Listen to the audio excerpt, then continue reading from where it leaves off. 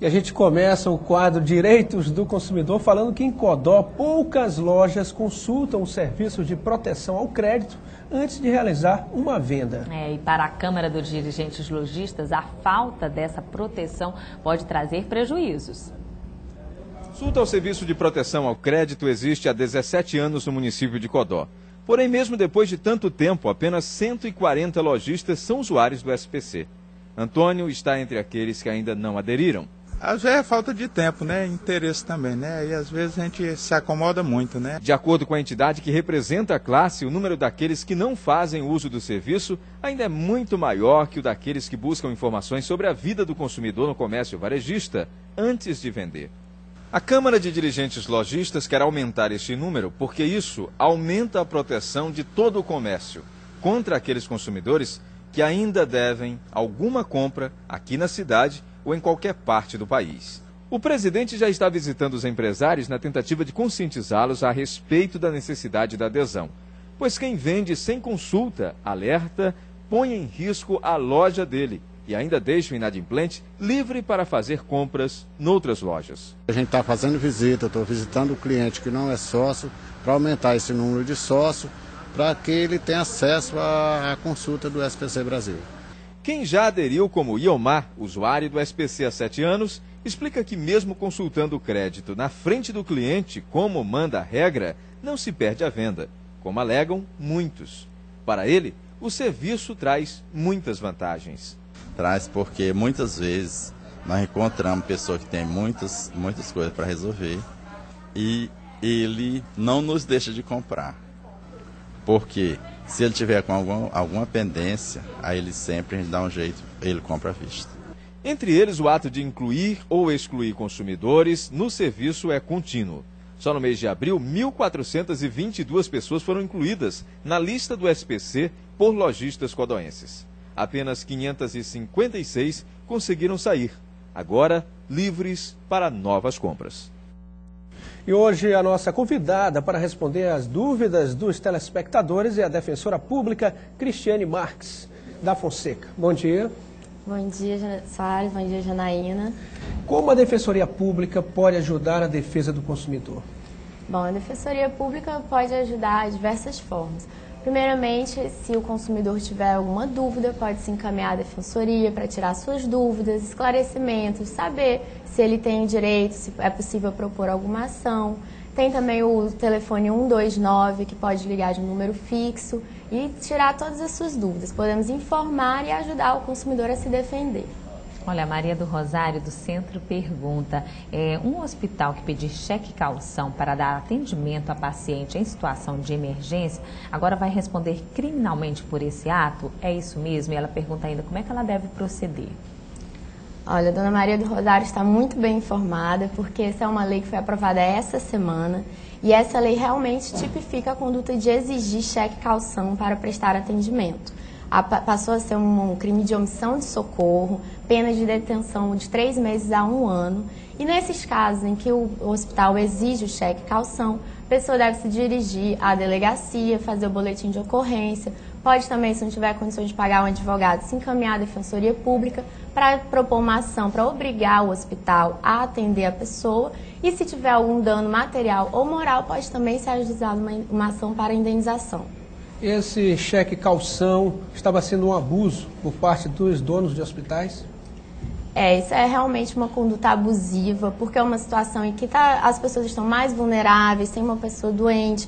Então, exigir não é correto e pode lesionar a vida, a saúde do consumidor, que é o que tentamos preservar. Então, é abusivo, não pode exigir qualquer garantia, seja cheque calção, até mesmo preenchimento de formulários administrativos não podem ser exigidos. A lei é clara, se há risco de vida, tem que ter atendimento. Muitas perguntas hoje nessa área da saúde. Olha, o Pedro Nascimento da Coab. A Agência Nacional de Saúde Suplementar pode obrigar os planos de saúde a cobrir qualquer procedimento de emergência, mesmo que eles não constem nos contratos dos usuários? É importante esclarecer que há 4 segmentações de planos: a segmentação ambulatorial, segmentação hospitalar e a segmentação odontológica e a obstétrica. Dentro dessas segmentações, qualquer procedimento que seja necessário, o plano de saúde tem sim, é obrigado a prestar esse serviço.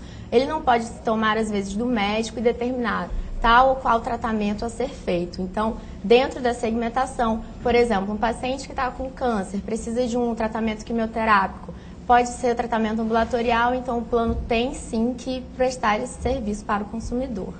Doutora Cristiane, agora o consumidor ele pode trocar de plano dentro da mesma operadora, ou seja, para menos ou para mais, ele pode? Sim, é possível trocar o plano passado ambulatorial para a internação hospitalar. Se a mulher ficar grávida, pode trocar para o obstétrico. É importante que o consumidor esteja atento no momento de celebrar o contrato para ver se o plano que ele está contratando é o que atende às suas necessidades e se o que está sendo oferecido é realmente o que está sendo contratado, para evitar surpresas indesejáveis. A Fátima Pereira do Renascença pergunta ainda mais. Ela diz: tem direito a fazer procedimentos prestados pela rede não credenciada da referida operadora? Olha, em alguns casos, sim.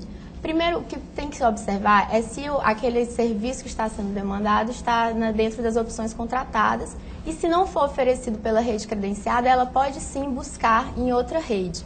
Há também o caso em que a pessoa passa mal, mas o local da rede credenciada é longe, o deslocamento pode ocasionar um risco maior para a saúde, então ela poderia sim se dirigir a uma clínica mais próxima, sempre pretendendo tutelar a vida do consumidor.